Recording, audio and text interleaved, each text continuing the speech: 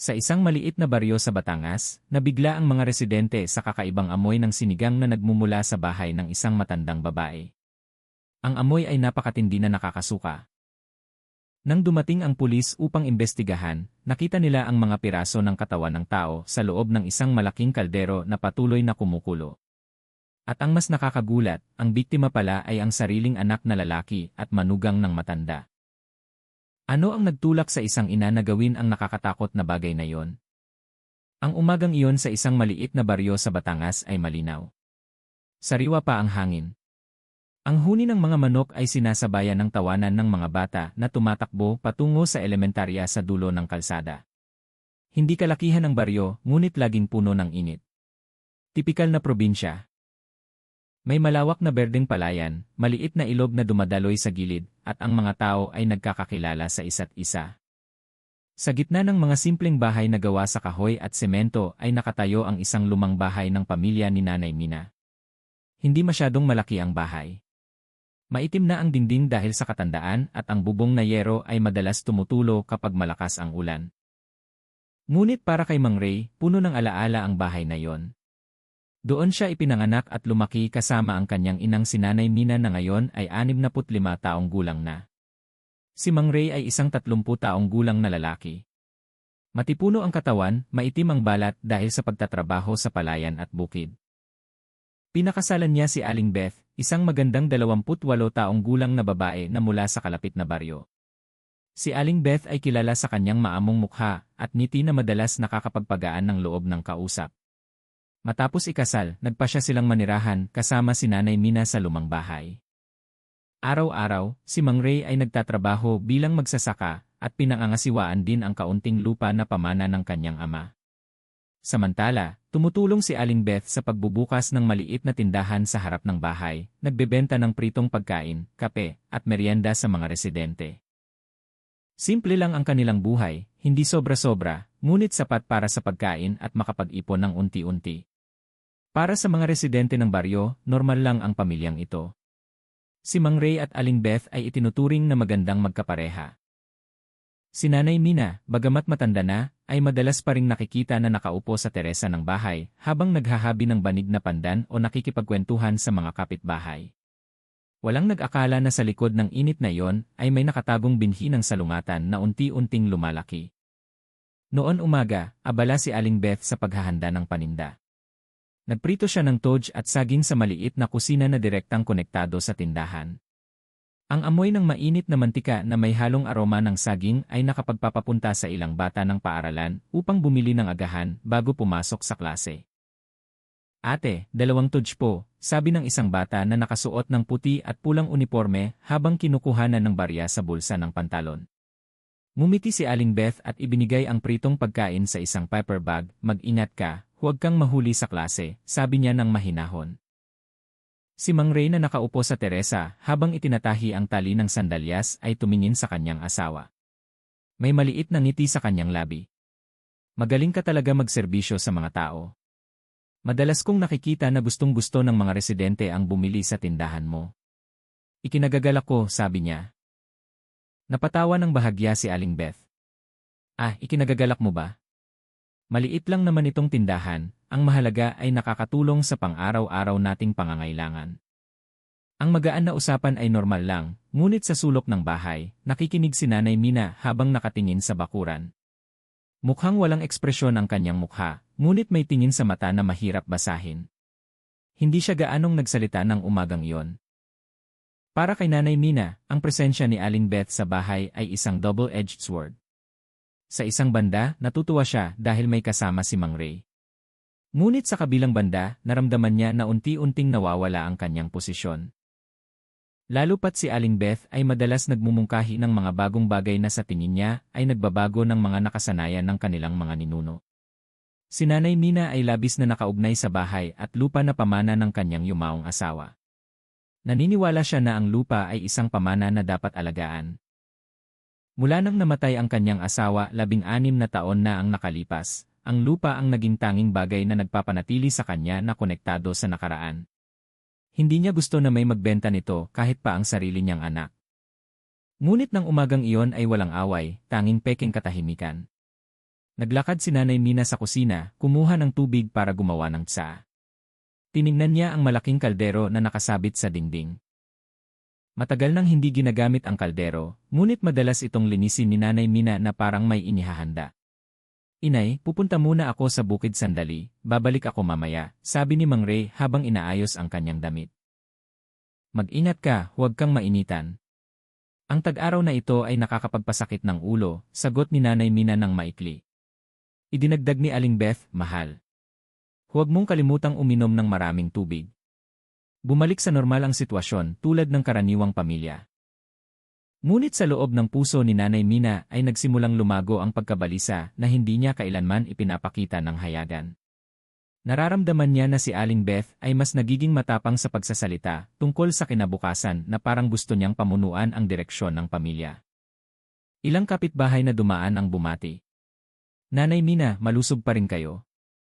Ang tindahan ni Aling Beth ay mas lalong lumalago, sabi ng isang babae habang may dalang basket ng gulay. Ngumiti si Nanay Mina ng tipid. Salamat sa Diyos. Ngunit nang umalis ang kapitbahay, nawala ang ngiti sa mukha ni Nanay Mina. Naglakad siya pabalik sa loob ng bahay, umupo sa lumang upuan at nag-isip. Ang alaala ng nakaraan ng buhay pa ang kanyang asawa ay lumabas sa kanyang isip. Laging sinasabi ng kanyang asawa na huwag kailanman ibebenta ang lupa. Para kay Nanay Mina, hindi lang iyon isang wayshot, kundi isang sumpa na dapat niyang pangalagaan. Samantala, hindi alam ni Mang Ray at Aling Beth na ang pagkakaiba ng pananaw tungkol sa lupa ay magdudulot ng kalamidad. Abala pa rin sila sa pang-araw-araw na gawain, nagsusumikap para sa kinabukasan na kanilang pinapangarap. Malapit ng tanghali, mas dumami ang tao sa baryo. Umuuwi na ang mga bata mula sa paaralan, bumabalik ang mga magsasaka mula sa palayan sandali para mananghalian at ang maliit na tindahan ni Aling Beth ay puno ng mga mamimili. Sa gitna ng kaguluhan, may nakapansin na si Nanay Mina ay may niluluto sa kusina. Nanay, ano ang niluluto niyo? Bakit napakatindi ng amoy? Tanong ng isang kapitbahay na nagkataong dumaan. Mabilis na lumingon si Nanay Mina, sandaling nanigas ang kanyang mukha at pagkatapos ay mumiti ng tipid. Ah, gulay lang. Alam mo naman na gusto kong magluto ng marami para hindi na ako mahirapan bukas. Tumango ang kapitbahay. Oh! Akala ko may handaan. Napatawa ng bahagya si Nanay Mina at pagkatapos ay isinara ng mahigpit ang pinto ng kanyang kusina. Walang kakaiba para sa kapitbahay. Ngunit para kay Nanay Mina, ang ugali ng pagluluto ng marami ay hindi lang para makatipid sa lakas. May kakaibang kasiyahan sa tuwing nakikita niya na puno ang malaking kaldero. Nang gabi nang umuwi si Mang Ray na pagod, nakita niya na nakaupo pa rin ang kanyang ina sa Teresa, nakatingin sa kalsada. Naghanda si Aling Beth ng mainit na tubig para sa kanyang asawa na maligo. Sa isang sulyap, bumalik ang init ng pamilya. Ngunit ang nakatagong tensyon ay naroon pa rin, tulad ng isang maliit na uling na naghihintay na hipan ng hangin. Mabilis na bumaba ang gabi. Naging tahimik ang baryo, tanging huni lamang ng kuliglig ang naririnig. Nag-usat si Mang Ray at Aling Beth sa kanilang kwarto tungkol sa kanilang mga plano sa hinaharap. Hindi pa sila nangangahas na pag-usapan ng hayagan kay Nanay Mina dahil alam nilang magagalit ang kanyang ina. Ngunit ang hangarin na lumipat sa syudad ay nagsimulang lumago sa kanilang isip. Sa kabilang kwarto, nakaupo si Nanay Mina mag-isa. Ang ilaw ng lampara sa maliit na mesa ay nagpapahiwatig ng kanyang mukha na puno ng kulubot. Tiningnan niya ang lumang litrato ng kanyang yumaong asawa. Namuo ang luha sa kanyang mga mata. Sa loob ng kanyang puso, bumulong siya ng mahina, hindi pwedeng ibenta ang lupang ito. Aalagaan ko ito anuman ang mangyari. Ang mga salitang iyon ay binigkas ng mahina, ngunit naglalaman ng determinasyon na magtutulak sa kanya sa pinakamadilim na kalsada. At nang gabing iyon, tahimik pa rin ang maliit na baryo sa Batangas. Walang sinuman ang nag-akala na sa lumang bahay ni Nanay Mina, lumalaki ang binhi ng isang malaking trahedya na magpapagulo sa buong baryo. Nagsisimulang tumaas ang araw. Ang mga sinag nito ay tumagos sa mga siwang ng mga dahon ng teak sa kalsada ng baryo. Naririnig ang huni ng mga ibon sa mga sanga. Habang ang hangin ay nagdadala ng amoy ng tuyong lupa ng tag-araw. Sa lumang bahay ni Nanay Mina, kakaiba ang pakiramdam mula sa labas. Nang umagang iyon, maaga nang umalis si Mang Ray patungo sa palayan. Abala si Aling Beth sa paghahanda ng paninda sa kanyang maliit na tindahan. Sa Teresa, nakaupo ng tahimik si Nanay Mina habang nakatingin sa tahimik na kalsada. Sa kanyang kamay ay may piraso ng kalahating hinabing tela, ngunit ang karayom. Ang habi ay hindi gumagalaw, blangko ang kanyang tingin, na parang bumalik ang kanyang isip sa nakaraan. Mga taon na ang nakalipas ng buhay pa ang kanyang asawang si Tatay Ben, ang bahay ay laging puno ng tawanan. Si Tatay Ben ay isang simpleng tao, masipag na labis na nagmamahal sa kanyang pamilya. Hindi lang siya asawa ni Nanay Mina, kundi kaibigan din at sandalan. Noong panahong iyon, hindi kailanman naramdaman ni Nanay Mina ang pag-iisa. Ang buhay ay naging makabuluhan dahil laging may nagbabantay at sumusuporta sa kanya. Ngunit kinuha ng tadhana ang kaligayahan na yon. Biglang namatay si Tatay Ben dahil sa matinding sakit, iniwan si Nanay Mina at Mang Ray na noon ay bata pa. Mula ng araw na yon, nagbago ang mundo ni Nanay Mina, pakiramdam niya ay naiwan siyang mag-isa na humaharap sa mahirap na buhay. Huwag mong ibenta ang lupang ito, Mina. Ang lupang ito ay pag-aari ng ating mga ninuno. Kailangan mong alagaan ito para kay Ray, para sa ating mga apo sa hinaharap. Ganyan ang huling mensahe ni Tatay Ben bago ipikit ang kanyang mga mata. Ang mga salitang iyon ay tumimo sa puso ni Nanay Mina, naging isang sumpa na itinuturing niyang sagrado. Naniniwala siya na kung ibebenta ang lupa, hindi mapapanatag ang kaluluwa ng kanyang asawa. Mula ng araw na yon, ang lupa at ang lumang bahay ay naging sentro ng kanyang buhay. Inalagaan niya ito ng buong pananampalataya. Bagamat itinuturing ng iba na labis. Ang alaala na iyon ay nagpapakaba sa dibdib ni Nanay Mina. Yumuko siya, pinisil ang hinabing tela sa kanyang kandungan. Halos bumagsak ang luha, ngunit mabilis niya itong pinunasan. Para sa kanya, hindi dapat makita ang kalungkutan. Kailangan niyang maging matatag. Dahil iyon ang tanging paraan upang mapangalagaan ang wesyat ng kanyang asawa. Sa kusina, abala si Aling Beth sa pag-aayos ng mga plato na puno ng pritong pagkain. Masaya ang kanyang boses habang nagsiserbisyo sa mga bata ng paaralan na humihinto upang bumili ng agahan. Hindi alam ni Aling Beth na mula sa Teresa ay pinagmamasdan siya ni Nanay Mina na may halo-halong paghanga at pangamba. Magaling na si Aling Beth mag-alaga ng tindahan. Ang kanyang presensya ay nagbigay buhay sa bahay. Ngunit para kay Nanay Mina, bawat tagumpay ni Aling Beth ay isang paalala na lalong nawawalan siya ng halaga sa bahay na yon. Dati, lahat ng tao ay pumupunta sa bahay upang hanapin si Nanay Mina. Ngayon, mas kilala na nila si Aling Beth. Ate, ubos na ang toj.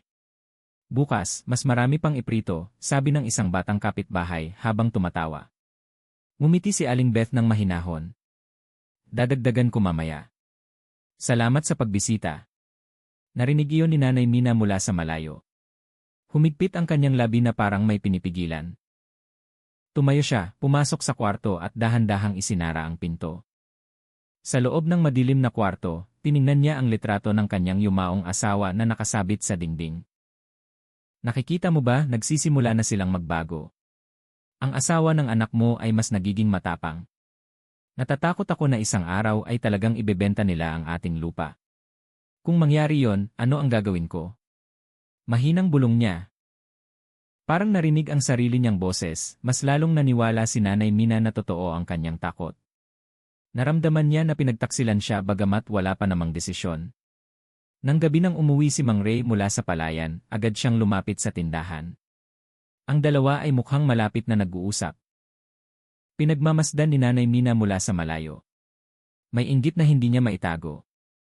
Inggit dahil mas madalas nang ngumiti ang kanyang anak sa kanyang asawa, hindi na sa kanya. Mahal, kung makakakolekta tayo ng mas maraming pera, baka makapagbukas tayo ng negosyo sa syudad. Narinig ko sa Bacoor, may bakanteng pwesto na pwedeng upahan. Malaking tulong para makapagsimula ng maliit na negosyo.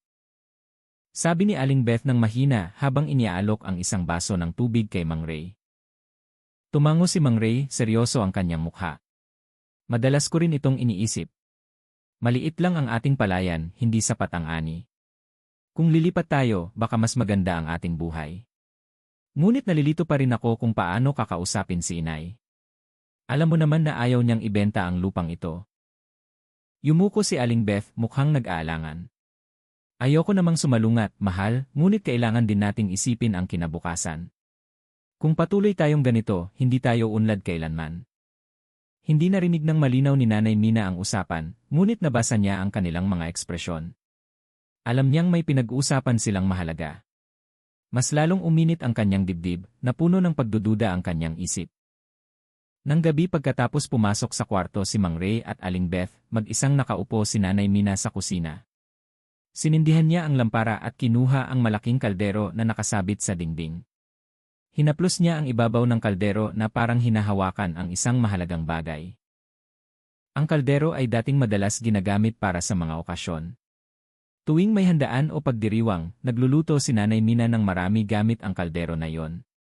Para kay Nanay Mina, ang kaldero ay hindi lang isang kagamitan sa kusina, kundi simbolo ng pagkakaisa ng pamilya. Ngayon, tuwing tinitignan niya ito, may kakaibang bulong sa kanyang isip. Isang bulong na nagtutulak sa kanya sa isang bagay na sa huli ay sisira sa kanya. Mahaba siyang nag-isip at pagkatapos ay bumulong sa sarili.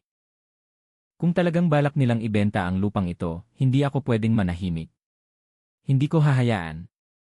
Kinabukasan, normal lang ang sitwasyon sa bahay. Abala ulit si Aling Beth sa tindahan.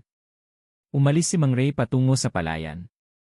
Ngunit sa puso ni Nanay Mina, patuloy na dumudugo ang lumang sugat. Hindi siya kailanman gumaling sa sakit ng pagkawala ng kanyang asawa at ngayon ay nararamdaman niya na malapit na niyang mawala ang lupa na pamana.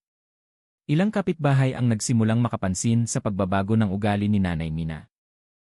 Mas madalas siyang nagmumuni-muni, bihirang umiti, at minsan ay nakikipag-usap sa sarili. Ngunit dahil matanda na, itinuturing ng mga residente na normal lang iyon. Walang sinuman ang talagang nagduda. Tanging isang tao lamang, isang matandang kapitbahay na nagdangalang Mang Tino, ang paminsan-minsan ay seryosong nakapapansin.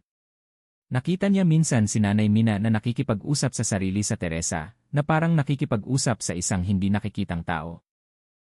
Nanay Mina, malusog pa rin ba kayo? Tanong ni Mang Tino isang hapon nang makita si Nanay Mina na nakaupo at nag-isip.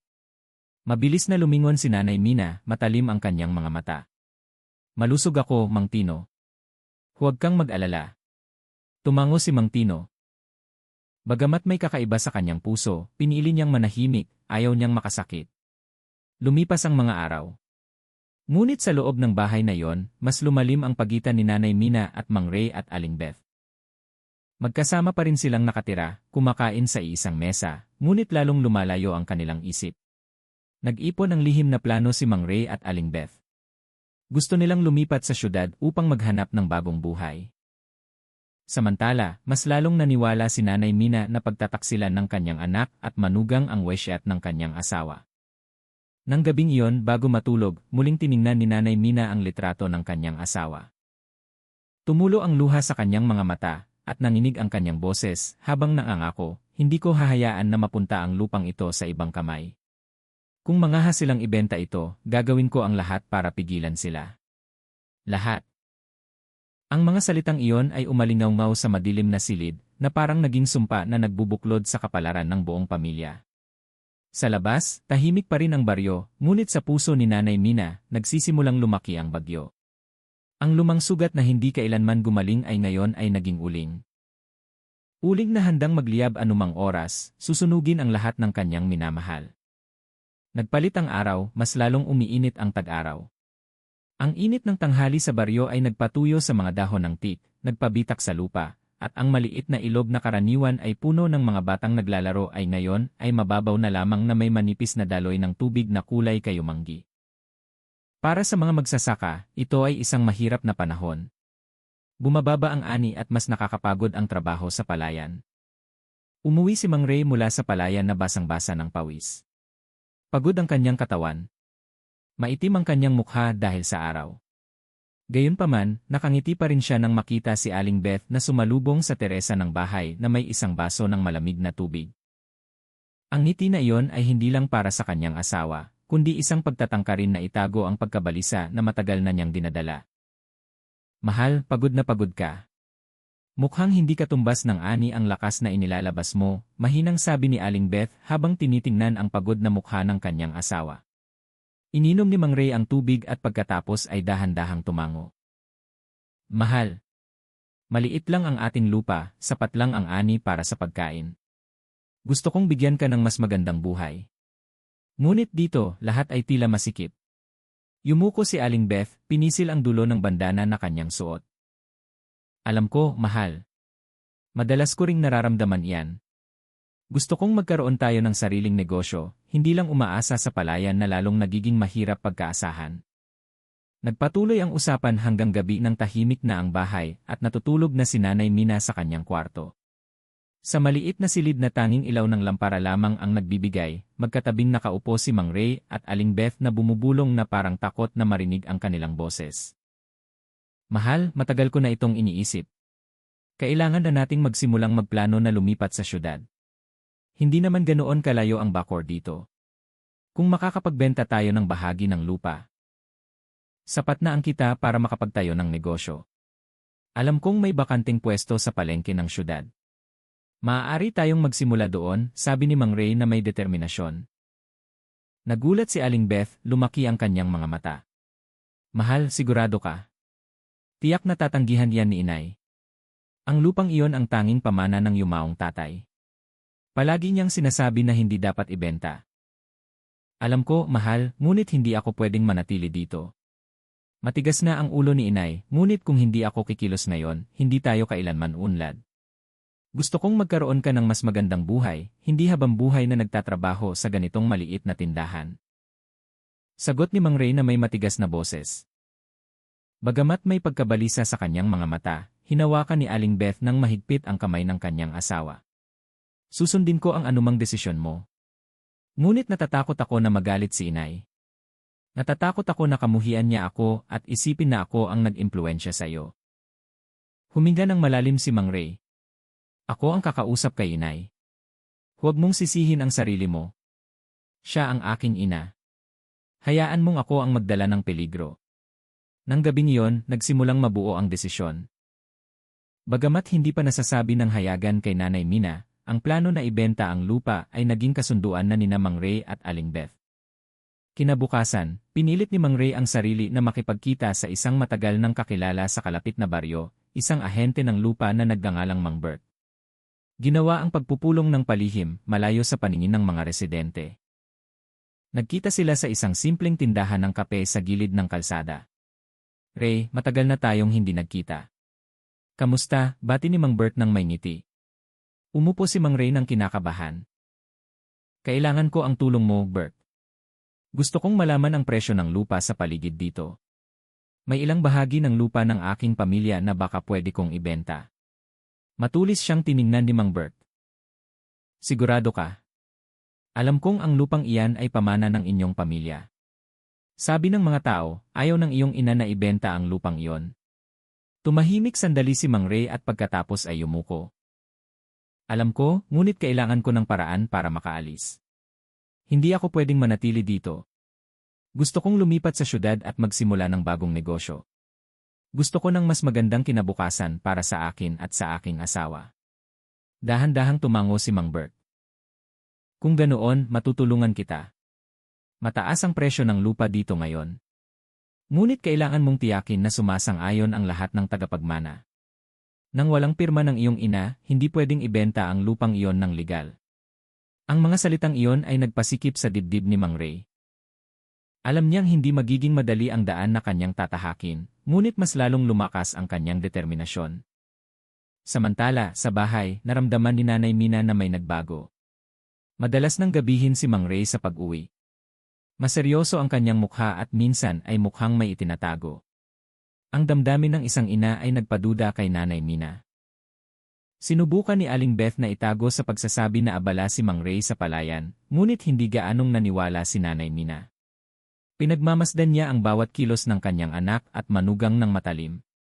Isang hapon nang naglilinis si Aling Beth ng tindahan, lumapit sa kanya si Nanay Mina. Mukhang malamig ang kanyang mukha, mabigat ang tono ng kanyang boses. Sinta, may gusto akong itanong. Si Randy, nitong nakaraan, madalas umalis kung saan-saan. Alam mo ba kung saan siya pumupunta? Nagulat si Aling Beth, namutla ang kanyang mukha. Baka po sa palayan, inay o sa palengke. Hindi ko po gaanong alam.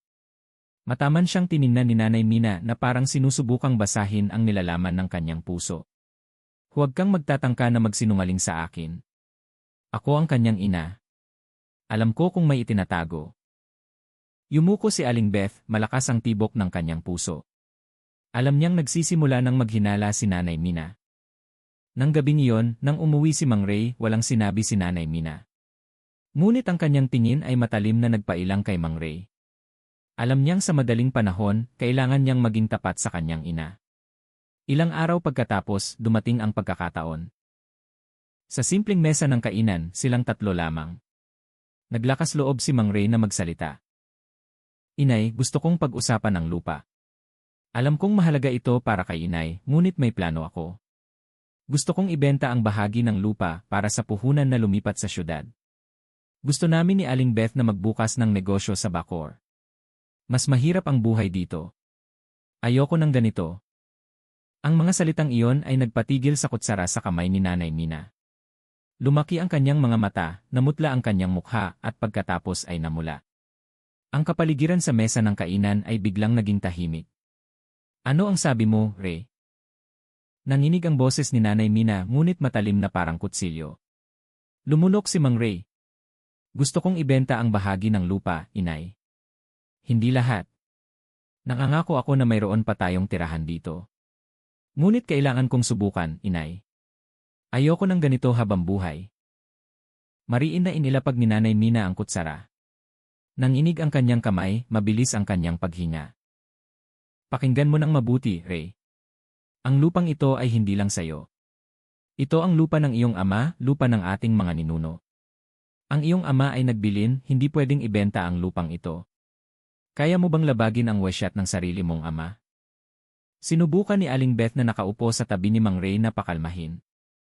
Inay, hindi po namin gustong sumalungat. Gusto lang po naming humanap ng mas magandang paraan. Ang buhay sa syudad ay baka magbigay ng pagkakataon. Manahimik ka, biglang sigaw ni Nanay Mina, namumula ang kanyang mukha. Alam kong lahat ito ay dahil sa iyo. Ikaw ang nag-udyok sa aking anak na ibenta ang lupa. Gusto mo siyang hilahin palayo dito, iwanan akong mag-isa sa lumang bahay na ito. Nagulat si Aling Beth, namuo ang luha sa kanyang mga mata. Agad na hinawakan ni Mang Ray ang kamay ng kanyang asawa at pagkatapos ay galit na tumingin sa kanyang ina. Huwag mong sisihin si Aling Beth, Inay. Ito ang sarili kong kagustuhan. Ako ang gustong lumipat. Huwag mo siyang akusahan ng padalos-dalos. Tumayo si Nanay Mina, tumalon pa atras ang upuan na gawa sa kahoy. Kumikislap ang kanyang mga mata na puno ng galit. Ikaw ay isang anak na suwel, Ray. Naglakas loob kang kalabanin ako para sa babaeng ito. Nakalimutan mo na ba kung sino ang nagluwal at nagpalaki sa'yo? Tumayo rin si Mang Ray. Tense ang kanyang mukha. Hindi po ako lumalaban, Inay. Gusto ko lang na magkaroon tayo ng mas magandang kinabukasan. Kung patuloy tayong mananatili dito, mananatili tayong mahirap. Lalo pang uminit ang sitwasyon. Mahina na umiiyak si Aling Beth, sinusubukang pakalmahin, ngunit hindi narinig ang kanyang boses. Ang pag-aaway ay natapos nang pumasok si Nanay Mina sa kanyang kwarto, isinara ng malakas ang pinto. Sa likod ng pinto, umiiyak si Nanay Mina. Hindi lang dahil sa galit, kundi dahil din sa pakiramdam na iniwan. Sa kanyang puso, bumulong siya ng puno ng puot. Kung maglakas loob silang ibenta ang lupang ito, hindi ako mananahimik. Hindi ko hahayaan. Nang gabing iyon, ang lumang bahay sa maliit na baryo sa Batangas ay hindi na tahimik. Malaking bitak ang lumitaw at mula sa bitak na iyon, mas lalong lumalaki ang binhi ng trahedya. Ang mga araw pagkatapos ng pagtatalo sa mesa ng kainan ay hindi na kagaya ng dati. Ang bahay na dating pakiramdam ay mainit ay ngayon ay parang puno ng malamig na hangin na hindi nakikita. Si Mang Ray, Aling Beth, at Nanay Mina ay naninirahan pa rin sa ilalim ng isang bubong, nakaupo pa rin sa isang mesa ng kainan. Ngunit lalong nabawasan ang kanilang mga salita. Ang kapaligiran ay nagbago at naging kaku na parang may hindi nakikitang pader na naghihiwalay.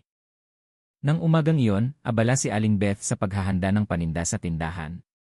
Abala ang kanyang kamay sa pagprito ng saging at toj, ngunit ang kanyang isip ay lumilipad. Naalala niya kung paano siya inakusahan ni Nanay Mina na siyang dahilan kung bakit gustong ibenta ni Mang Ray ang lupa. Ang masasakit na salita na lumabas ng gabing iyon ay malinaw pa ring naririnig sa kanyang pandinig. Masakit ang kanyang puso, ngunit pinili niyang manahimik dahil ayaw niyang lalong lumala ang sitwasyon. Lumabas si Mang Ray mula sa kwarto, pagod ang kanyang mukha kahit kakagising lang. Lumapit siya sa kanyang asawa, marahang tinapik ang kanyang balikat. Huwag mong isipin ang mga sinabi ni Nanay Mina. Alam kong wala kang kasalanan. Lahat ng iyon ay kagustuhan ko. Ngumiti ng tipid si Aling Beth kahit namumula pa rin ang kanyang mga mata. Ayos lang po ako, mahal. Nalulungkot lang ako dahil inakala nilang nagdala ako ng masamang impluensya. Samantalang ang gusto ko lang ay ang pinakamabuti para sa atin. Huminga ng malalim si Mang Ray. Kakausapin ko ulit si Nanay Mina, ngunit siguro hindi pa ngayon. Galit pa rin siya. Hihintayin natin na kumalma muna ang sitwasyon. Ang mga salitang iyon ay mukhang nakakapagpakalma, ngunit sa totoo lang, hindi pa rin kumakalma si Nanay Mina. Mula ng gabing iyon ng pag-aaway, nagkimkim siya ng galit na lalong dumarami. Tuwing nakikita niya si Aling Beth na abala sa tindahan, nararamdaman niya na kumukulo ang kanyang dugo. Tuwing nakikita niya si Mang Ray na nagbibiruan sa kanyang asawa, nararamdaman niya na napapahiwalay siya. Nang tanghali ng si Mang Ray ay nasa palayan, pumasok si Nanay Mina sa kusina. Tiningnan niya si Aling Beth na naghahanda ng adobo para sa pritong pagkain. Ang kanyang boses ay biglang naging malamig. Sinta, gusto kong magsalita. Lumingon si Aling Beth, sinusubukang ngumiti. Opo, inay. Ano po yon? Lumapit si Nanay Mina. Matalim ang kanyang tingin. Ayoko sa ideya niyo na ibenta ang lupa. Alam kong lahat iyon ay galing sayo. Mula nang pumasok ka sa bahay na ito, nagsimulang magbago si Randy. Dati, hindi siya kailanman nagsasalita tungkol sa paglipat sa syudad. Lahat ng ito ay dahil sayo. Namutla ang mukha ni Aling Beth. Yumuko siya, sinusubukang pigilin ang luha. Inay, hindi po ganoon. Si Mang Ray po mismo ang gustong humanap ng paraan. Suportado ko lang po. Hindi ko po kailanman inasam na sirain ang pamilyang ito. Ngumuso si Nanay Mina, lumiit ang kanyang mga mata. Huwag kang magkunwari. Alam ko kung anong klase ka ng babae. Gusto mong hilahin ang aking anak palayo dito, iwanan akong mag-isa sa lumang bahay na ito. Akala mo mananahimik lang ako? Nanginginig si Aling Beth, mahina ang kanyang boses. Inay, hindi ko po kailanman inasam na iwanan kayo. Kahit na pumunta kami sa syudad, babalik pa rin kami. Hindi po namin kayo kakalimutan. Kalokohan, sigaw ni Nanay Mina. Umalinggaw ang kanyang boses sa maliit na kusina. Kung lumipat na kayo sa syudad, sino ang gustong bumalik sa mahirap na baryo na ito? Gusto mo lang ng madaling buhay, hindi ba?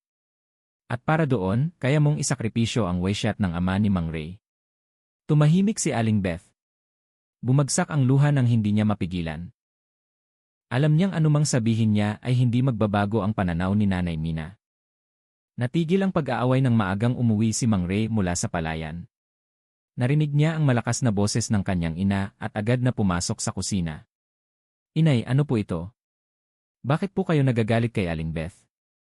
Lumingon si Nanay Mina na may luha sa mata ngunit puno ng galit. Nagtatanong ka pa kung bakit. Lahat ng ito ay dahil sa babaeng ito. Siya ang nagtulak sa iyo na ibenta ang lupa. Siya ang sumisira sa ating pamilya. Tumayo si Mang Ray sa pagitan nilang dalawa. Tense ang kanyang mukha. Huwag niyo pong sisihin si Aling Beth, inay. Sinabi ko na po sa inyo na ito ang sarili kong kagustuhan. Huwag niyo na po siyang akusahan ulit. Itinuro ni Nanay Mina si Mang Ray na nanginginig ang daliri. Bulag ka, Ray. Lason niya ang iyong isip. Handa kang kalabanin ang sarili mong ina para sa kanya. Nakalimutan mo na ba ang bilin ng iyong ama? Tumahimik si Mang Ray. Namutla ang kanyang mukha nang marinig ang pangalan ng kanyang yumaong ama. Bumalik ang alaala ng huling mensahe ng kanyang ama na nagpapabigat sa kanyang puso. Ngunit mariin siyang umiling. Hindi po ako nakalimot, inay. Ngunit hindi rin po ako pwedeng mabuhay na umaasa lamang sa maliit na lupang iyon. Gusto ko po ng mas magandang buhay. Ano po ang masama kung magsikap ako? Ang masama ay naglakas loob kang kalabanin ang sarili mong ina, sigaw ni Nanay Mina, basag ang kanyang boses. Lalo pang uminit ang sitwasyon. Sinubukan ni Aling Beth na pakalmahin, ngunit lalo lang nagalit si Nanay Mina. Nanginginig ang kanyang kamay, namumula ang kanyang mukha, at mabilis ang kanyang paghinga. Sa unang pagkakataon, nakita ni Mang Ray ang kanyang ina na puno ng galit na parang ibang tao. Ang mga araw pagkatapos ng insidente ay naging puno ng tensyon. Lalo nang bihira magsalita si Nanay Mina kay Aling Beth, minsan ay hindi man lang bumabati. Kay Mang Ray, nagsasalita lang siya kung kinakailangan ng malamig ang tono. Nagsimulang maramdaman ng mga kapitbahay na may hindi maganda. Ang tindahan ni Aling Beth ay abala pa rin, ngunit ilang beses na ring nakarinig ang mga tao ng sigawan mula sa loob ng bahay.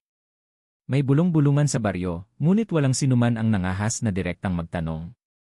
Si Mang Tino, ang matandang kapitbahay na matagal nang kilala ang pamilya, ay nakapagsaway kay Mang Ray isang hapon. "Anak, narinig ko na nagagalit ang iyong ina. May problema ba?" Ngumiti ng mapait si Mang Ray, sinusubukang itago ang sakit. "Wala naman po, Mang Tino. Maliit lang na hindi pagkakaunawaan.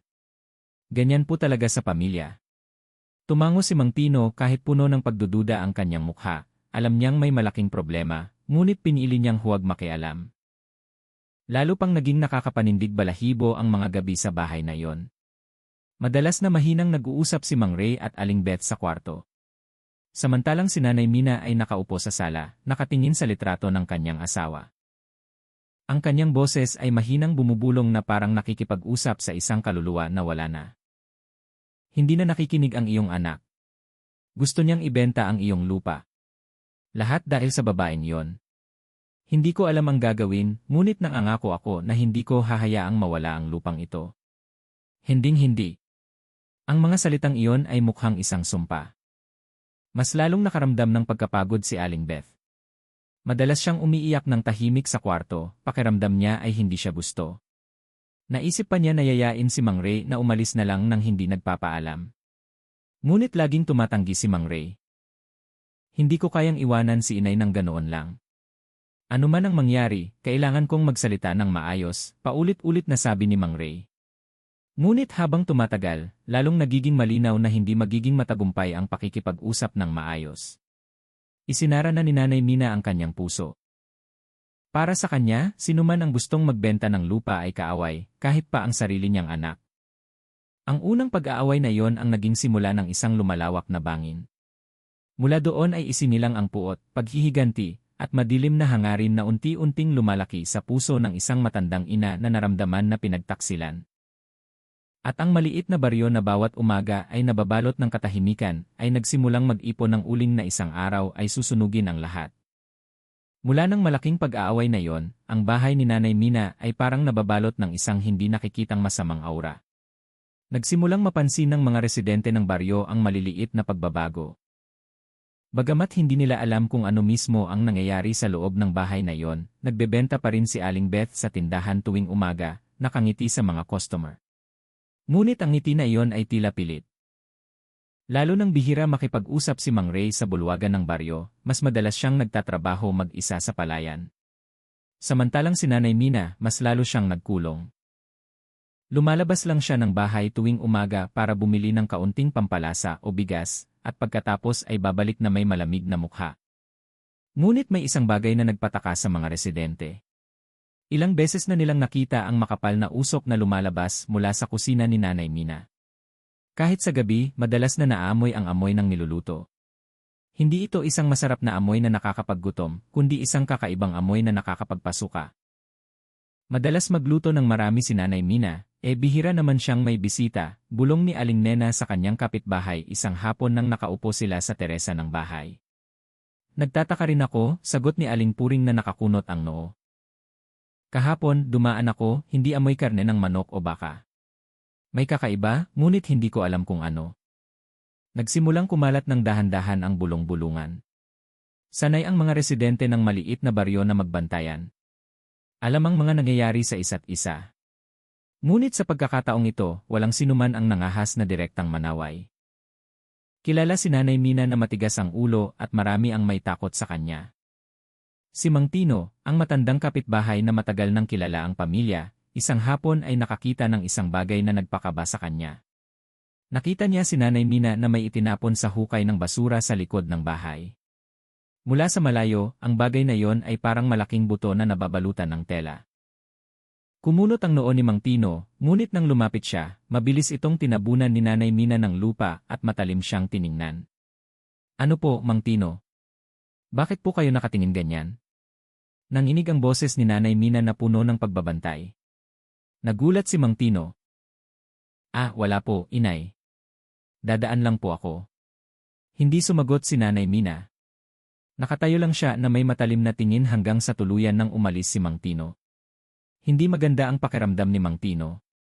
Nang gabing iyon, hindi siya makatulog, binabalik-balik sa isip ang buto na nakita niya. Sa kabilang banda, sinubukan ni Mang Ray at Aling Beth na panatilihing matino ang kanilang isip sa gitna ng pressure. Ngunit nagsimulang makaramdam si Aling Beth na nakulong siya. Madalas siyang nananaginip ng masama, naririnig ang boses ni Nanay Mina na sumisigaw kahit sa kanyang imahinasyon lamang. Tuwing sinusubukan niyang kausapin si Mang Ray tungkol sa paglipat, humihinga lang ng malalim ang kanyang asawa. Hindi tayo pwedeng umalis ng ganoon lang, mahal, mahinang sabi ni Mang Ray isang gabi. Kung aalis tayo ng walang pahintulot ni inay, parang nagpakasuway ako. Ayoko na mangyari yon. Tiningnan ni Aling Beth ang kanyang asawa na may magaang mata. Ngunit hindi rin naman tayo pwedeng manatili ng ganito, mahal. Pakiramdam ko ay nakatira ako sa isang bilangguan. Lalo nang kinamumuhian ako ng iyong ina. Tumahimik si Mang Ray.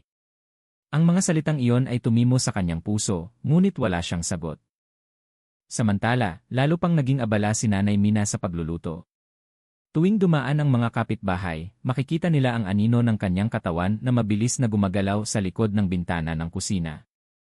Na parang naghahanda ng handaan para sa isang pista. Ngunit ang pista na iyon ay hindi kailanman nangyari. Minsan pa ngang sinabi ni Aling Puring na nakatira sa tapat ng bahay sa kanyang asawa, hindi ko alam kung ano ang niluluto ni Nanay Mina, ngunit ang amoy ay nakakapagpasuka sa akin. Pakiramdam ko ay hindi ito amoy ng karaniwang karne. Tumango lang ang kanyang asawa, ayaw niyang makialam. Araw-araw, lalong lumalaki ang pagdududa ng mga residente. Ngunit walang sinuman ang nangahas na direktang manaway.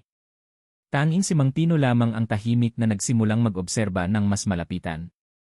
Nararamdaman niya na may kakaiba. May madilim na lihim na itinatago sa likod ng mga dingding ng bahay na iyon at tama ang kanyang hinala. Isang umaga, nakita niya ulit ang isang likido na kulay pula na dumadaloy mula sa maliit na kanal sa likod ng bahay ni Nanay Mina. Malapot ang likido na may amoy ng dugo. Tumahimik ng matagal si Mang Tino, kumabog ang kanyang dibdib. Gusto niyang magulat sa kapitan ng baryo, ngunit nag-aalangan pa rin siya. Para sa kanya, ang pag-akusa ng walang malinaw na ebidensya ay maaaring magdulot ng malaking problema. Ngunit isang bagay ang sigurado, hindi na niya nakita ang bahay na yon tulad ng dati. Bawat usok na lumalabas mula sa kusina, bawat kakaibang amoy na dala ng hangin ay nagpapataas ng kanyang balahibo at ang mga residente ng baryo, bagamat hindi nila binibigkas, nagsimulang maramdaman ang parehong bagay. Ang bahay ni Nanay Mina ay may itinatago na hindi lang basta karaniwang lutuin. Madilim na madilim ang langit ng gabing iyon. Kalahati lamang ang buwan. Malabo ang liwanag nito na tumagos sa manipis na ulap na bumaba sa baryo. Dala ng hangin ang amoy ng basang lupa na hinaluan ng amoy ng usok ng kusina na lumalabas mula sa bahay ni Nanay Mina. Mula sa labas, ang bahay na gawa sa kahoy ay mukhang ordinaryo. Malabo ang ilaw nito. Ngunit sa loob nito ay may nangyayari. Umuwi lamang si Mang Ray mula sa palayan. Bagamat gabi na. Pumasok siya sa bahay na pagod ang katawan, may pawis at pagod ang mukha. Sinalubong siya ni Aling Beth ng isang baso ng mainit na tubig. Mahal, bakit po kayo gabing-gabi na umuwi? Tanong niya nang may pag-aalala. Marami pa po kasing aayusin sa palayan, mahal. Sinadya kong mag-overtime para bukas ay maaga akong makapagpahinga, sagot ni Mang Ray habang pinupunasan ang kanyang noo. Tiningnan ni Aling Beth ang kanyang asawa na may awa. Alam niyang nagsisikap si Mang Ray na panatilihin ang balanse, nagtatrabaho sa palayan, tumutulong sa tindahan, at humaharap sa kanyang ina na lalong nagiging mahirap hulaan. Mahal, natatakot po ako. Mas madalas na po nagagalit sa akin ang iyong ina, kahit na wala naman akong sinasabi, mahina niyang sabi. Tumahimik si Mang Ray. Alam niyang tama ang sinasabi ng kanyang asawa. Mas madalas na nga si Nanay Mina na nagbibitaw ng matalim na salita, kahit sa maliliit na bagay. Ngunit laging pinipigilan ni Mang Ray ang sarili, ayaw niyang lalong lumaki ang pag-aaway. Nang gabing iyon, nagluluto si Nanay Mina sa kusina. Malinaw na naririnig ang tunog ng kutsilyo na bumabangga sa chopping board. Matagal siyang nakatayo sa harap ng malaking kaldero, nagdadagdag ng pampalasa, habang madilim ang kanyang mukha. Kumalat ulit ang matinding amoy na nagpatakip ng ilong kay Aling Beth ng dahan-dahan. Inay, gabing-gabi na po, nagluluto pa rin kayo, tanong ni Aling Beth mula sa sala, sinusubukang maging magiliw. Mabilis na lumingon si Nanay Mina, matalim ang kanyang mga mata. Kung gusto kong magluto, problema ko iyon. Huwag kang makialam. Mabilis na tumango si Aling Beth, piniling manahimik. Kumabog ang kanyang puso nang walang malinaw na dahilan. Pumasok si Mang Ray sa kusina, sinusubukang gumaan ang kapaligiran. Inay, gabi na. Magpahinga na po kayo. Bukas pa po pwede ulit lutuin. Ngunit mumuso lang si Nanay Mina. Ikaw ang hindi nakakaalam na kailangan pang alagaan ang pagkain para tumagal. Kung hihinto ako ngayon, masasayang lang lahat. Gustong sumagot ni Mang Ray ngunit hindi niya nagawa. Tiningnan lang niya ang malaking kaldero sa harap ng kanyang ina na may kakaibang pakiramdam. May isang bagay na nagtulak sa kanya na magtanong, ngunit pinigilan niya ang sarili. Mas lalong gumabi. Nagkaroon ng huni ng kuliglig mula sa labas ng bahay. Ngunit sa loob ng bahay, masikip ang kapaligiran. Nakaupo si Aling Beth sa sala habang nakayuko, samantalang abala si Mang Ray sa pag-aayos ng gamit sa kanyang kwarto. Nanatili si Nanay Mina sa kusina, hindi gumagalaw mula sa malaking kaldero na patuloy na naglalabas ng usok. Mga hating gabi nang dapat ay tulog na ang lahat, nagising si Mang Ray dahil sa ingay. Lumabas siya ng kwarto at nakita ang malabong ilaw mula sa kusina. Nang lumapit siya, nakita niya ang kanyang ina na nakatayo, nakayuko sa harap ng kaldero. Kalahati ang kanyang mukha na natatakpan ng usok. Inay, tawag ni Mang Ray ng mahina. Mabilis na lumingon si Nanay Mina na parang nagulat. Ngunit pagkatapos ay ngumiti ng tipid. Ngiti na nagpatayo ng balahibo kay Mang Ray. Hindi ka patulog, Ray? Bakit po kayo nagluluto pa rin, Inay? Gabing-gabi na po, tanong ni Mang Ray, sinusubukang maging normal. Hindi ako makatulog, maikling sagot ni Nanay Mina at pagkatapos ay idinagdag, ang luto ay kailangan pang alagaan. Kung hindi, masisira. Tumango lang si Mang Ray kahit nag-aalala ang kanyang puso. Nararamdaman niya na may kakaiba, ngunit hindi niya kayang itanong ng mas malalim. Bumalik siya sa kwarto, sinusubukang matulog ulit habang ang pagkabalisa ay patuloy na bumabagabag. Si Aling Beth nagising kanina pa ay narinig ang maikling usapan na yon, tiningnan niya ang kanyang asawa nang humiga si Mang Ray sa tabi niya. Mahal, nararamdaman ko na may hindi tama. Madalas na nagluluto ang iyong ina sa gabi. Ano ba talaga ang niluluto niya?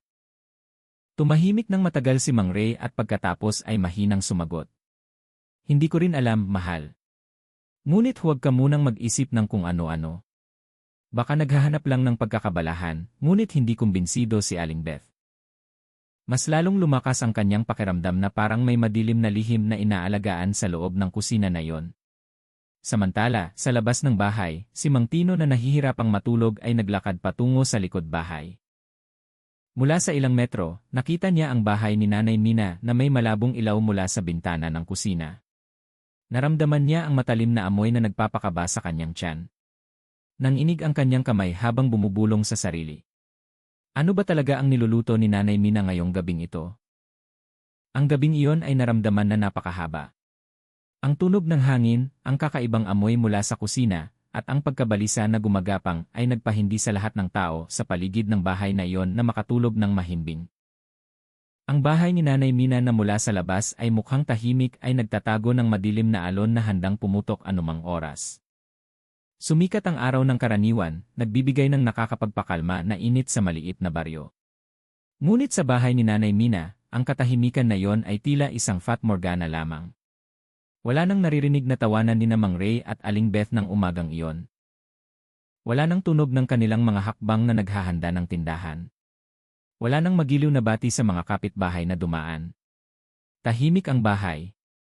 Sobra ang katahimikan. Karaniwan, abala na si Aling Beth sa pagprito ng saging sa tindahan bago pa man tumaas ang araw, ngunit ng umagang iyon ay sarado pa rin ang kanyang tindahan. Nakasabit pa rin ang kurtina, nakakandado ang pinto.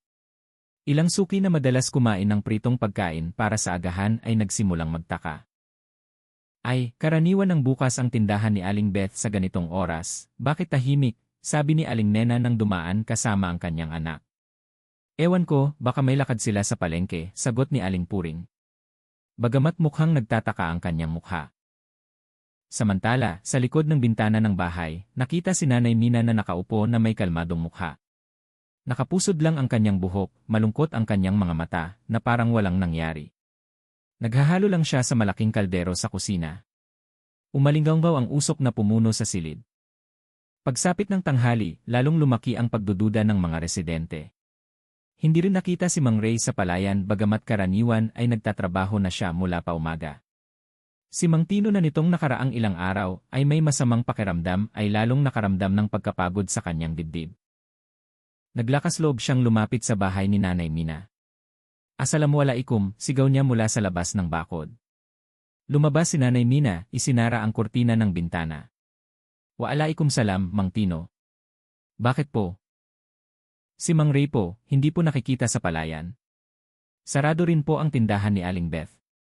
Lumipat po ba sila sa syudad? Tanong ni Mang Tino. Maingat ang kanyang boses. Ngumiti ng tipid si Nanay Mina, masyadong tipid para makakumbinsi. Umalis sila patungo sa syudad kagabi pa. Sabi nila may mahalaga silang lakad. Ewan ko, baka ilang araw silang hindi makauwi. Dahan-dahang tumango si Mang Tino, ngunit lumalim ang kanyang mga mata. Alam niyang bihira umalis si Mang Ray nang biglaan nang hindi nagpapaalam, lalo na sa syudad. Sa ngayon, kahit may kailangan, laging kinukwento ni Mang Ray sa kanya. Kung ganoon, sige po, inay. Paalam na po, sabi niya sa huli. Isinara ni Nanay Mina ang bintana nang walang sinasabi. Mula sa loob, bumalik siya sa kusina. Pumulo ang mainit na usok sa silid at lalong tumusok ang matalim na amoy. Sa malaking kaldero ay may lumulutang. Hinahalo niya ito na may blangko na tingin at pagkatapos ay bumulong ng mahina. Walang sinuman ang makakakuha ng lupang ito. Wala. Nagpalit ang araw sa gabi at kinabukasan, sarado pa rin ang tindahan ni Aling Beth, bakante pa rin ang palayan ni Mang Ray. Nagkagulo na ang baryo. 2 araw na silang hindi nakikita. Talaga bang nasa syudad sila? Bulong ni Aling Nena sa kanyang asawa. Kung nasa syudad, bakit walang balita? Karaniwan, nagpapaalam si Aling Beth sa akin, sagot ni Aling Puring na nag-aalala. Nagsimulang kumalat ang bulong-bulungan kung saan-saan. Ilang tao pa nga ang nakaramdam ng kakaibang amoy mula sa direksyon ng bahay ni Nanay Mina. Amoy na lalong tumitindi at nakakapagpasuka. Bumalik si Mang Tino na pinagmamasdan ang bahay mula sa malayo. Sa gabi, nakita niya ang malabong ilaw mula sa kusina at ang anino ni Nanay Mina na patuloy na gumagalaw na parang hindi kailanman tumitigil sa pagluluto. Kumabog ang kanyang puso, sumuka ang kanyang tiyan. Nagsimula siyang maghinala na may mas nakakatakot na nangyayari sa loob ng bahay na yon. Ngunit wala siyang ebidensya. Kaya niya lang pigilin ang pagkabalisa at maghintay. Nakatayo pa rin ang bahay ni Nanay Mina na tahimik, ngunit sa likod ng katahimikan nito ay isinilang ang madilim na lihim. Sina Mang Ray at Aling Beth ay naglaho na lang ng walang balita, walang bakas. At ang maliit na baryo na yon sa unang pagkakataon ay naramdaman ang takot na hindi pa nila kailanman naiisip. 2 araw na ang lumipas mula nang hindi nakita sina Mang Ray at Aling Beth. Sa simula, naniwala pa ang mga residente sa sinabi ni Nanay Mina na sila ay pumunta sa syudad. Ngunit habang tumatagal, lalong nagiging kakatwa ang dahilan na yon. Walang balita, walang mensahe. Kahit ang tindahan ni Aling Beth ay nanatiling sarado nang mahigpit ng umagang iyon nang mataas na ang araw. Dumaan sina Aling Nena at Aling Puring sa harap ng bahay ni Nanay Mina. Pareho silang napapikit ng ilong. Ang matinding amoy ay lumabas mula sa kusina ng bahay na yon, tumusok hanggang sa makapagpasuka. Diyos ko, ano ang niluluto ni Inay? Ang baho, sabi ni Aling Nena habang pinapaypayan ang kanyang ilong gamit ang kanyang kamay. Hindi lang amoy, Nena, parang may nabubulok na karne na pinakuluan ng matagal, sagot ni Aling Puring. Nagkatinginan sila na may pag-aalala sa mukha. Ang pagdududa na dati ay bulong-bulungan lamang ay ngayon ay lalong nagiging totoo. Nang tanghali, naglakas loob si Mang Tino na lumapit sa bahay ni Nanay Mina. Mula sa bakod na kawayan, tinawag niya, Inay, assalamualaikum. Walang sagot, tanging mahinang tunog lamang ng paghahalo mula sa kusina ang naririnig. Lalong tumusok ang amoy ng dugo na nagpakunot ng noo ni Mang Tino. Lumapit pa siya, sinusubukang sumilip mula sa siwang ng bintana. Mula doon, nakita niya si Nanay Mina na nakatayo sa harap ng malaking kaldero. Nanigas ang kanyang katawan, walang ekspresyon ang kanyang mukha. Hinahalo niya ito ng dahan-dahan. Na parang iyon ay isang napakahalagang gawain. Inay, tawag ulit ni Mang Tino ng bahagyang mas malakas. Dahan-dahang lumingon si Nanay Mina. Matulis ang kanyang tingin, tipid ang kanyang ngiti. "Oh, Mang Tino, bakit po?" Lumulok si Mang Tino, pinipigilan ang pagkailang. "Gusto ko lang po sanang itanong, nasa syudad pa rin po ba sina Mang Ray at Aling Beth? Kasi po, hinahanap na sila ng mga residente." "Oh, naroon pa rin sila." "May kailangan po ba?" Maikling sagot ni Nanay Mina. "Kung ganoon, paalam na po," mabilis na sabi ni Mang Tino. Mas lalong hindi naging mapanatag ang kanyang puso. Nang gabing iyon, lalong lumala ang kakaibang amoy mula sa bahay ni Nanay Mina. Dala ng hangin ang amoy na tumusok hanggang sa mga kalsada ng baryo. Ang mga residente na dumadaan ay nagtakip ng ilong. May nagbulong-bulungan, may nag-aalala. "Hindi ko na po kaya ang amoy," sabi ni Aling Puring sa kanyang asawa. "Kailangan nating kausapin ang kapitan ng baryo. Hindi na ito normal." Tumangon ang nag-aalangan ang kanyang asawa. "Kung amoy lang ng niluluto, tama bang makialam tayo? Ngunit kung may totoo, paano?" Sa huli, ilang residente ang tahimik na nagtipon sa bahay ni Mang Tino. Pinag-usapan nila ang amoy, ang pagkawala ni Mang Ray at Aling Beth, at ang lalong nagiging kakatwa na ugali ni Nanay Mina. "Sigurado akong may itinatago," sabi ni Mang Tino na may mabigat na boses. 2 beses ko nang nakita ang kakaibang bagay sa likod ng kanyang bahay. Una, ang malaking buto na itinapon. Ikalawa, ang pulang likido na dumadaloy sa kanal. Tumahimik ang mga residente. Namutla ang kanilang mga mukha. Walang sinuman ang nangahas na magsalita ng kanilang hinala, ngunit ang nakakatakot na imahe ay nagsimulang pumuno sa isip ng bawat isa.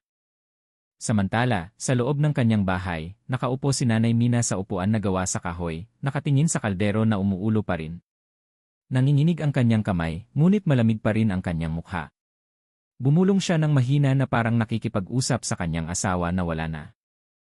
"Hindi nila ibebenta ang iyong lupa. Tiniyak ko na walang sinuman ang kukuha ng pamana na ito mula sa akin." Patuloy na sumasayaw ang mainit na usok mula sa kaldero sa hangin.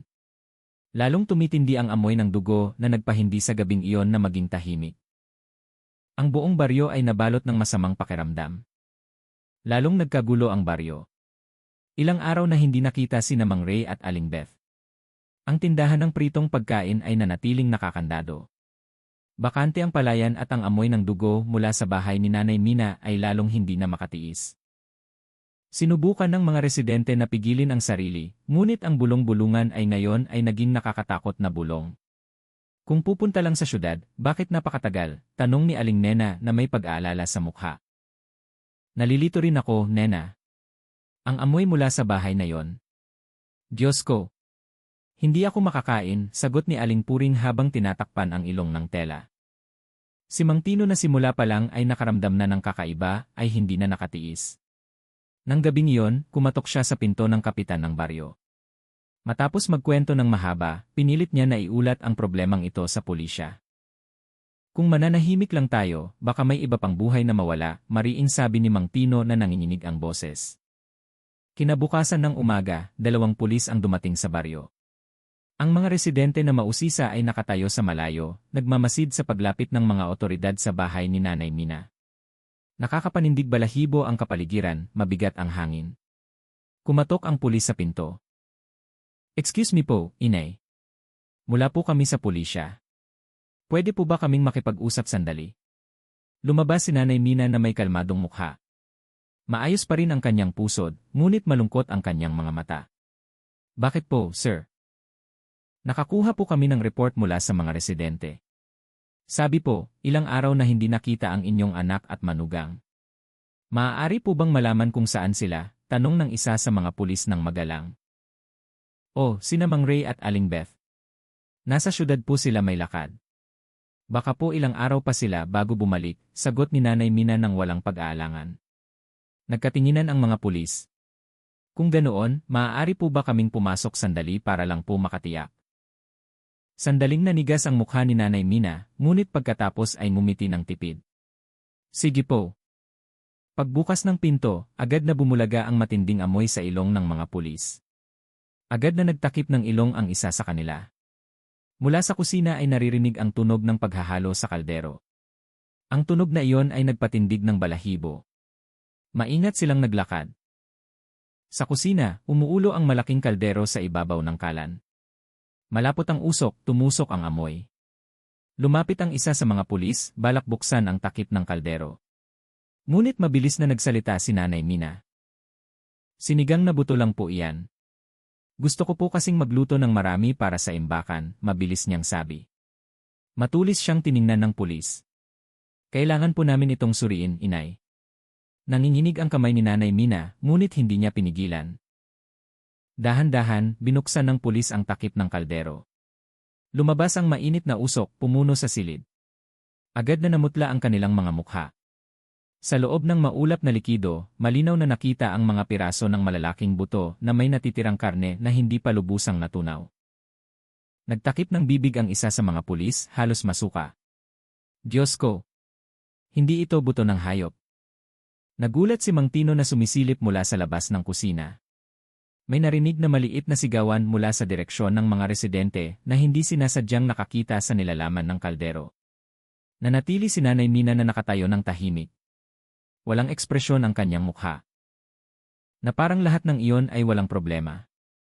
Nanay Mina, kailangan po namin kayong dalhin sa istasyon ng pulisya para sa karagdagang investigasyon, sabi ng isa sa mga pulis. Sinusubukang manatiling propesyonal kahit nanginginig ang kanyang boses. Huminga ng malalim si Nanay Mina at pagkatapos ay umupo sa upuan na gawa sa kahoy. Pinisil niya ang kanyang tela. Kung aalis sila, ako ang mamamatay. Kaya hayaan na silang mauna. Ang mga salitang iyon ay lalong nagpatigas sa silid. Agad na ikinabit ng pulis ang posa sa kamay ni Nanay Mina. Hindi siya lumaban, umiti lang ng tipid. Sa labas ng bahay, nagtipon na ang mga residente. Nang makita si Nanay Mina na iginagapos, agad na nagkagulo ang kapaligiran. May sumisigaw, may umiiyak.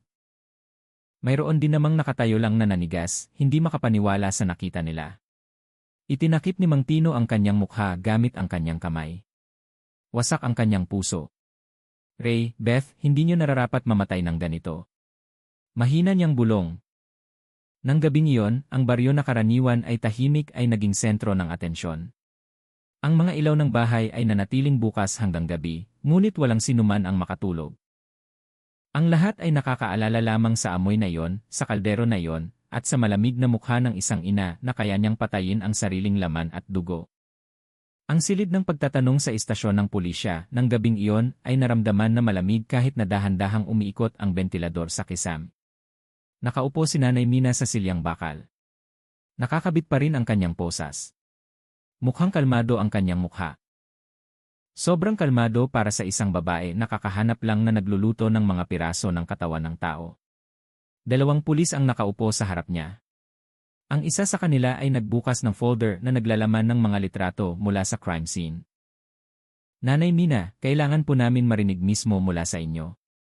Totoo po ba na ang nasa kaldero ay ang katawan ni Mang Ray at Aling Beth? Tiningnan ni Nanay Mina ang litrato ng mabilis at pagkatapos ay lumihis ng tingin.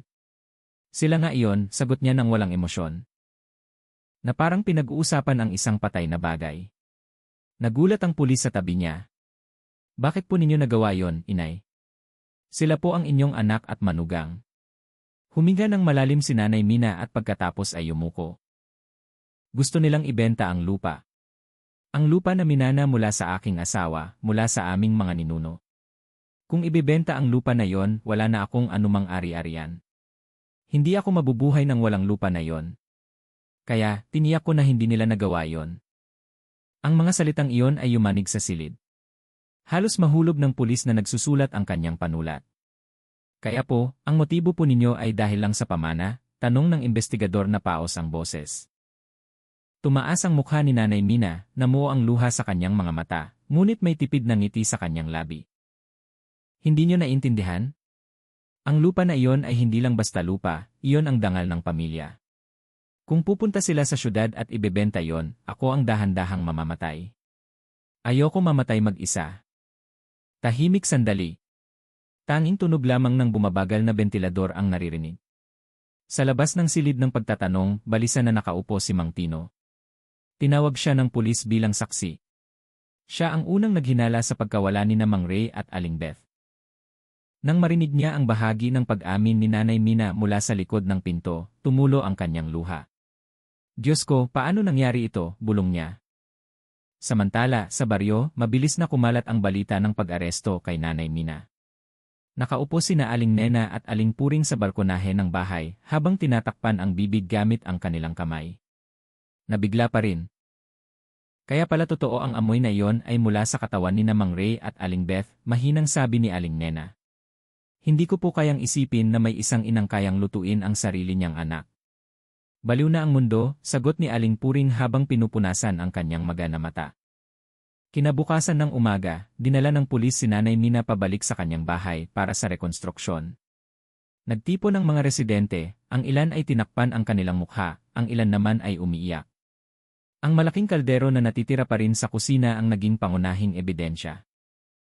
Ipinakita ng pulis kung paano inihanda ni Nanay Mina ang lason, inihanda ang huling pagkain ni na Mang Ray at Aling Beth, at pagkatapos ay pinira-piraso ang kanilang mga katawan ng malamig. Nakayuko lang si Nanay Mina sa buong rekonstruksyon. Paminsan-minsan ay mahina siyang bumubulong, gusto ko lang alagaan ang lupang ito. Lalong nagalit ang mga residente. May sumisigaw, may halos magtapo ng bato kay Nanay Mina. Ngunit agad na pinigilan ng pulis. Ang magulong sitwasyon ay lalong nagpadilim sa kapaligiran ng baryo. Nakatayo si Mang Tino sa gitna ng maraming tao. Puno ng sakit ang kanyang mukha. Tiningnan niya ang malaking kaldero na may blangko na tingin. Sa kanyang ulo, naririnig pa rin ang tawanan ni na Mang Ray at Aling Beth. Kung aalis sila at ibebenta ang lupa, ako ang mamamatay. Kaya hayaan na silang mauna. Ang mga salita ni Nanay Mina ng gabing iyon ay patuloy na nanatili. Ang mga salitang iyon ay hindi lang tumusok sa pulis, kundi yumanig din sa puso ng buong baryo. Nang gabi pagkatapos ng lahat, mag-isang nakaupo si Mang Tino sa balkonahe ng kanyang bahay. Tiningnan niya ang madilim na langit ng walang bituin. Ray, Beth, kayo ay naging biktima ng bulag na pagmamahal ng isang ina sa pamana. Sana ay bigyan kayo ng Diyos ng pinakamagandang lugar. Ang baryo na iyon ay hindi na kagaya ng dati. Ang amoy ng sinigang na iyon ay nawala na, ngunit ang anino nito ay nanatili pa rin sa alaala ng lahat. Mula ng gabing iyon ng pag-aresto kay Nanay Mina, hindi na kailanman naging kagaya ng dati ang baryo. Ang maliit na kalsada na karaniwan ay puno ng tawanan ng mga batang naglalaro ay ngayon ay tila tahimik. Pinili ng mga residente na mabilis na pumasok sa bahay tuwing dumarating ang gabi na parang ang dilim ay nananatili pa rin sa kanila. Ang tindahan ni Aling Beth na dating abala sa mga mamimili tuwing umaga ay nanatiling nakakandado ng mahigpit. Maalikabok ang kurtina, luma ang kahoy na tabla na nag-iwan ng katahimikan na tila nakakapagpabigat. Tuwing dumaan ang mga residente sa tindahan na iyon, nagkatinginan lang sila, huminga ng malalim at pagkatapos ay mabilis na naglakad. Si Mang Tino na pinakamalapit kay Mang Ray ay ngayon ay mukhang mas matanda. Lalo nang pumuti ang kanyang buhok, puno ng malungkot na kulubot ang kanyang mukha. Halos tuwing hapon ay naglalakad siya sa palayan mag-isa para lang umupo sa pilapil, nakatingin ng blangko sa direksyon ng palayan na karaniwan nilang ginagawa ni Mang Ray. Kung buhay ka pa, Ray, sigurado ako na nagbibiruan na tayo dito, mahina niyang bulong, nanginginig ang boses na pinipigilan ang luha. Sa kabilang banda, madalas pa ring pinag-uusapan ni na Aling Nena at Aling Puring ang insidente na yon. Ngunit sa pagkakataong ito ay hindi ng bulong-bulungan, kundi puno ng takot. Paano nagawa ng isang ina yon? Tanong ni Aling Nena na may luha sa mata. Hindi ko rin po maintindihan hanggang ngayon. Kapag naamoy ko ang sinigang, agad akong nasusuka, naaalala ko ang nakita namin sa bahay ni Nanay Mina, sagot ni Aling Puring. Namutla ang kanyang mukha. Ang mga gabi sa baryo ay lalong naging mabigat. Hindi na nangahas ang mga tao na lumapit sa bahay ni Nanay Mina na ngayon ay may police line. Ang kusina kung saan natagpuan ang malaking kaldero ay tila nagtatago ng takot na nagpapatakot sa sinuman na dumaan sa harap nito. Sa syudad, nagpatuloy ang proseso ng batas laban kay Nanay Mina. Hinuli at pinagsasabihan siya ng pulis araw-araw. Kumalat ang balita tungkol sa kaso na iyon hanggang sa pambansang media. Ang mga nakakatakot na headline ay nakalagay sa screen ng telebisyon. Ina sa Batangas, niluto ang anak para maging sinigang. Nahiya at natakot ang mga residente ng baryo. Ang pangalan ng kanilang lugar ay ngayon ay tinatawag na pinakanakakatakot na lokasyon ng trahedya. Maraming tao mula sa labas ng baryo ang dumarating para lang tingnan ang bahay ni Nanay Mina na lalong nagpapahirap sa mga residente. Madalas na nilalapitan ng mga mamamahayag si Mang Tino, ngunit mas pinili niyang manahimik. Ayoko po sumikat. Gusto ko lang po ng hustisya para kina Mang Ray at Aling Beth, maikli niyang sabi at pagkatapos ay isinara ang pinto ng bahay. Mabigat ang mga araw. Tuwing umuulan, ang amoy ng basang lupa ay nagpapaalala sa mga residente sa mga gabi nang lumabas ang amoy mula sa bahay ni Nanay Mina. Ang mga bata sa baryo ay madalas ding nagigising mula sa masamang panaginip, sumisigaw sa takot. Ngunit sa likod ng lahat ng iyon ay may mas malalim na sugat, pakiramdam ng pagkakasala. Maraming residente ang nagsisisi na hindi sila mas mabilis na nakapansin sa mga senyales. Alam nating lahat na may kakaiba. Naamoy natin, nakita nating sarado ang tindahan, ngunit matagal tayong nanahimik, sabi ni Aling Puring isang gabi nang nakikipag-usap sa kanyang kapitbahay. Yumuko si Aling Nena, tumulo ang kanyang luha. Kung mas maaga lang sana tayong nag-ulat, baka buhay pa sina Mang Ray at Aling Beth. Samantala, sa likod ng mga rehas ng bilangguan, kalmado pa rin si Nanay Mina. Hindi siya kailanman umiyak, hindi kailanman nagreklamo. Tuwing tinatanong, laging pareho ang kanyang sagot. Gusto nilang ibenta ang lupa. Hindi ko pwedeng hayaan na mangyari yon. Ang mga salitang iyon ay ngayon ay bumabagabag sa lahat ng nakarinig. Lumipas ang mga araw, ngunit ang sugat sa baryo na iyon ay hindi kailanman nawala. Ang bahay ni Nanay Mina ay nanatiling bakante, sarado ang tindahan ni Aling Beth, at nakatiwangwang ang palayan ni Mang Ray. Ang lahat ay naging mapait na paalala kung paano ang bulag na pagmamahal sa pamana ay maaaring maging trahedya. Si Mang Tino, bagamat pagod at wasak ang puso, sinubukan niyang pakalmahin ang mga residente. Hindi tayo pwedeng mabuhay sa takot habang buhay. Hindi mapapanatag sina Mang Ray at Aling Beth kung iyak lang tayo. Kailangan nating ipagpatuloy ang buhay kahit mahirap. Ngunit sa likod ng kanyang mga salita, puno pa rin ng sugat ang kanyang puso. Alam niyang hindi kailanman tuluyang gagaling ang sugat na iyon. Ang baryo na iyon ay laging maaalala ang isang bagay. Ang amoy ng sinigang na bumabagabag, ang malaking kaldero sa kusina, at isang ina na kayang isakripisyo ang sariling laman at dugo para sa isang piraso ng lupa. Ang paglilitis kay Nanay Mina ay naging malaking atensyon. Puno ang hukuman ng mga mamamahayag, otoridad, at mga residente ng baryo na dumating na nanginginig ang puso.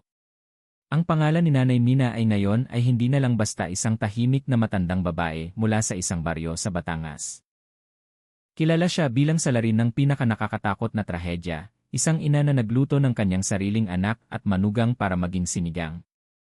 Nakaupo si Nanay Mina sa silyang akusado.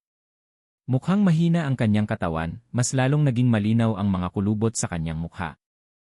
Ngunit ang tingin ng kanyang mga mata ay nanatiling pareho, blangko at malamig. Hindi siya yumuko, hindi rin siya umiyak. Binasa ng piskal ang demanda ng malakas. Ang akusado na si Nanay Mina ay napatunayang nagkasala sa paggawa ng premeditated murder laban kina Mang Ray at Aling Beth na may motibo na ipagtanggol ang pamana. Dahil dito, humihingi ang piskal ng habambuhay na pagkakakulong.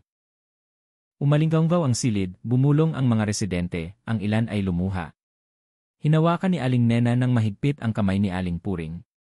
Salamat sa Diyos, sa wakas ay nagsalita ang batas, mahina niyang sabi. Yumuko ng malalim si Mang Tino na nakaupo sa silyang saksi. Wasak ang kanyang puso nang marinig ang demanda na iyon. Hindi dahil sa awa kay Nanay Mina, kundi dahil nahihirapan pa rin siyang tanggapin ang katotohanan na ang kanyang kaibigang si Mang Ray at ang kanyang asawang si Aling Beth ay namatay sa napakalungkot na paraan. Nang ihampas ng hukom ang martilyo at binasa ang hatol alinsunod sa demanda ng piskal, tumahimik ang silid ng paglilitis. Lahat ay nagpipigil ng hininga. Huminga ng malalim si Nanay Mina at pagkatapos ay nagsalita ng mahina na sapat para marinig, gusto ko lang alagaan ang aking lupa. Kung aalis sila at ibebenta ito, ako ang mamamatay. Kaya hayaan na akong magdusa sa parusang ito. Ang mga salitang iyon ay nagpatayo ng balahibo. Walang pagsisisi. Walang luha. Tanging bulag na paniniwala na bumulag sa kanyang puso. Matapos ang paglilitis, umuwi ang mga residente ng baryo na mabigat ang hakbang. Bagamat nahatulan na nanatili ang sugat. Ang bahay ni Nanay Mina ay ngayon ay isang bakanting gusali na may police line. Samantalang ang tindahan ni Aling Beth ay nanatiling nakakandado ng mahigpit. Ang dalawang lugar na iyon ay nakatayo bilang tahimik na monumento ng isang madilim na trahedya na hindi kailanman makakalimutan. Madalas na nakikita si Mang Tino na nakaupo mag-isa sa pilapil ng palayan. Malayo ang kanyang tingin. Ang kanyang boses ay minsan mahinang tumatawag sa pangalan ni Mang Ray at Aling Beth. Bagamat alam niyang wala na ang dalawa, nararamdaman pa rin niya ang kanilang samahan sa malawak na lupain na iyon. Nangangako ako, Ray, Beth, ang lupang ito ay mananatili kong aalagaan hindi sa dugo, kundi sa panalangin, bulong niya habang nakatingala sa langit. Dahan-dahang sinubukan ng mga residente ng baryo na bumangon. Muli nilang binuksan ang palengke, bumalik sa palayan, at ang mga bata ay nagsimulang maglaro sa maliit na kalsada bago maggabi. Ngunit, tuwing dala ng hangin ang amoy ng niluluto mula sa kusina ni Numan, ang anino ng trahedya na iyon ay tila bumabalik. Madalas pa ring magkasamang nakaupo sina Aling Nena at Aling Puring sa balkonahe ng bahay. Hindi na sila nagbubulungan, nagpapakalma lang sa isa't isa. Kailangan nating matuto mula sa lahat ng ito. Huwag nating hayaan na ang pamana ay bumulag sa puso ng tao, mahinang sabi ni Aling Puring. Tama, Nena. Kung ang puso ay napuno na ng galit, ang sariling pamilya ay maaaring maging biktima, sagot ni Aling Nena habang pinupunasan ang kanyang mga mata. Ang mga gabi sa baryo ay ngayon ay hindi na nakakapanindig balahibo, ngunit laging nababalot ng pakiramdam ng pagkawala. Sina Mang Ray at Aling Beth ay maaaring nawala na, ngunit ang kanilang kwento ay laging mananatili bilang paalala kung gaano kadelikado ang bulag na pagmamahal sa yaman at si Nanay Mina. Sa likod ng mga rehas ng bilangguan, nanatiling nakaupo ng tahimik, nakatingin ng blangko sa labas ng bintana ng bilangguan. Para sa kanya, ang parusa na iyon ay hindi pasanin, kundi tadhana. Ngunit para sa lahat ng residente ng baryo, ang kanyang pangalan ay laging maaalala bilang sugat na nanatili.